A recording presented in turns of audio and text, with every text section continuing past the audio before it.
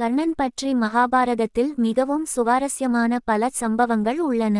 அவற்றில் 5 முக்கியமான சம்பவங்கள். 1. கர்ணனின் தான தர்மம். கர்ணன் மிகவும் தானவீரன் என்று புகழ்பெற்றவன். யார் எதை கேட்டாலும் மறுக்காமல் கொடுப்பான்.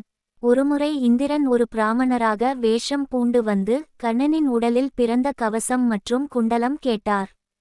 உயிருக்கு ஆபத்து என்று தெரிந்தும் கர்ணன் அதை வெட்டி கொடுத்தான். 2. கர்ணன் மற்றும் பரசுராமர். வில்லாட்டம் கற்க கர்ணன் பரசுராமர் அருகில் சென்றான். ஆனால் பரசுராமர் சத்திரியர்களுக்கு கற்பிக்க மாட்டார். அதனால் கர்ணன் தன்னை பிராமணன் என்று கூறி கற்றான்.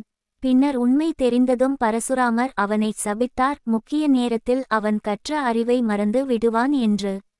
3. குந்தி உண்மையை சொல்லிய நாள்.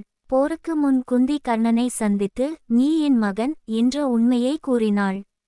ஆனால் கர்ணன் தனது நண்பன் துரியோதனன் மீது உள்ள நன்றிக்காக பாண்டவர்களுடன் சேர மறுத்தான்.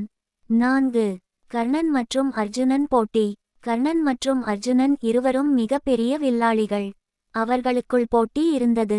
மகாபாரத போரில் இருவரும் நேருக்கு நேர் போரிட்டது மிகவும் முக்கியமான தருணமாகும்.